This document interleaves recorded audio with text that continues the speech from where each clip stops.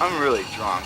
Really, I am. I'm out of my head. As you may already know, we are currently living through what some people are calling a renaissance of horror cinema. I probably don't need to tell you why people are labeling this decade as a renaissance of horror. I mean, you can just look at the batting average of a production company like Blumhouse. Even last year's Oscar-winning Parasite was, while not purely a horror film, clearly influenced by horror, and it was directed by Bong Joon-ho, who already had a couple horror films under his belt. So I don't need to prove to anyone that scary movies are at an all-time peak right now, but I do find myself asking, why?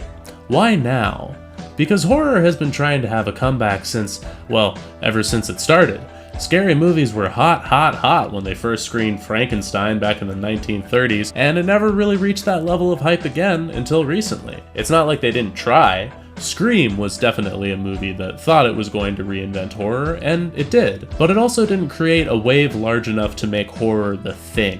People didn't necessarily like horror movies, they just thought Scream was really good for a horror movie. Mom and Dad are gonna be so mad. It's not like horror movies ever went away, they've always been here, and they've always been great. But until recently, the genre had always dealt with a great deal of shaming. It's hard to say when the horror shaming began because, like I said, when horror films first began screening, people were excited. They were excited to see these amazing creatures and the crazy set pieces, but somehow, the public slowly decided that horror wasn't real art. It was smutty and it was low class. In 1960, Alfred Hitchcock released Psycho, a film so shrouded in controversy that they made a separate movie about the making of it, and a film so classic that it spawned a hit TV show and a weird frame-for-frame remake that absolutely nobody asked for.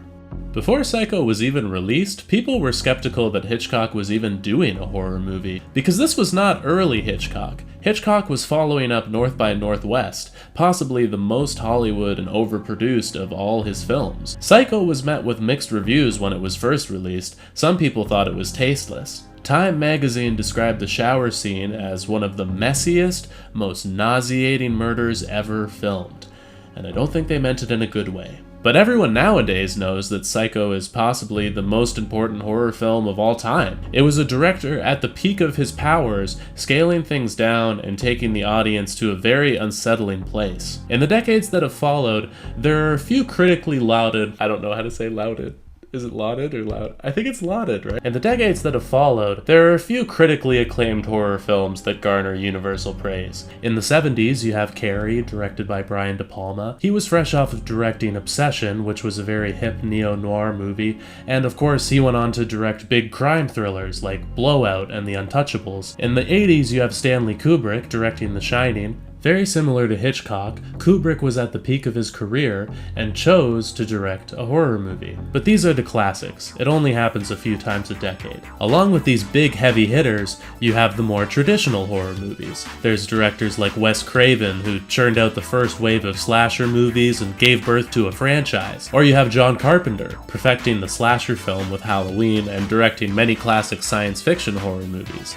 These are great directors who made incredible movies that are important to horror fans, but not necessarily important to outsiders. These are genre directors. They're really good at this particular style of filmmaking.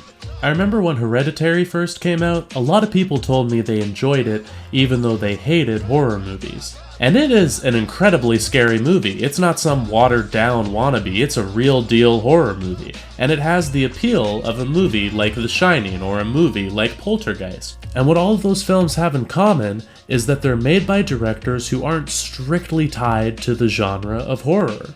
A lot of what makes these recent horror films so outstanding is because of the inner conflict. There's always personal layers and demons that go along with the real ones that you can actually see. In Friday the 13th, teenagers go to a campsite. What do they go there to do? Get killed. Well, I'm sure that's not what they planned on doing, but that's also all we're shown as an audience. They have no reason to be there other than to be fodder for the bad man. In Midsommar, each member of the group has a different reason for being at the campground. Danny wants reprieval from her grief, Christian wants reprieval from Danny, Josh wants to finish his thesis, and this fucker with the eyebrows, he kinda seems like he stumbled in from the camp in Friday the 13th. I just had to pee. I didn't know it was special. There is already reasons to be worried, there is already deep tension, but then you factor in the actual surface level of the horror film, and that's what makes it an instant classic. You can only get that from an artist who works in many different mediums. Ari Aster is far from a traditional horror filmmaker. Before directing a feature, he made an insanely graphic dark comedy called The Strange Thing About the Johnsons. His mother was a poet, his father was a musician, so there's a lot going on in that cocktail.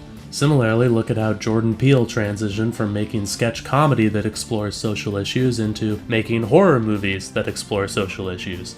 Winding back the clock a bit further, I think one of the best horror films of the entire decade was a film called We Need to Talk About Kevin. It was directed by Lynn Ramsay, a Scottish filmmaker who also directed You Were Never Really Here and should have been nominated for an Oscar. We Need to Talk About Kevin has no jump scares and no mystic devil voodoo, but yet it's one of the most nerve-wracking films I have ever seen. Some people may not even think of it as a horror film. I think it's at least horror adjacent. So much of this movie just feels like the worst fever dream, but also it's a dark comedy, and I mean a dark comedy. Do you know where you're spending the afterlife? Oh, yes, I do, as a matter of fact. I'm going straight to hell.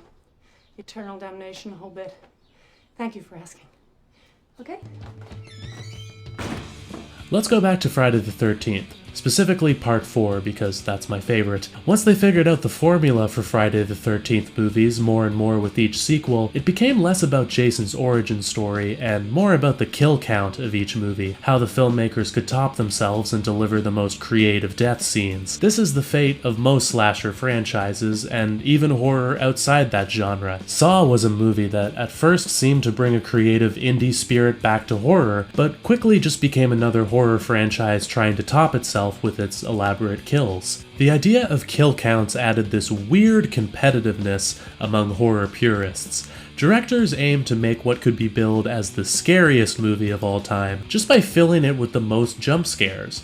I have to admit, when I first saw Paranormal Activity in theaters, I probably screamed out loud more than I had at any movie before that. But that's also all I did.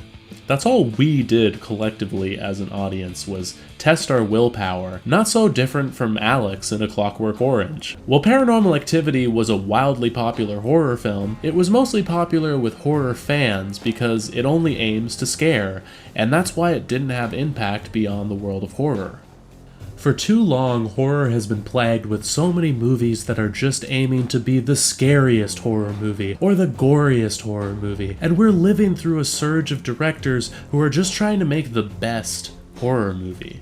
Throughout the history of film, this sort of thing has been a flash in the pan a couple times a decade, but we caught lightning in a bottle and just had back-to-back-to-back genre-meshing films that forced people who don't like horror to give horror a chance. With most of these filmmakers only having a couple films under their belt, it's hard to see where they will go next, or if they will even continue being seen as horror directors. Ari Aster has said that his next feature film will be a 4-hour nightmare comedy, so he could potentially be going down a more David Lynch type of route.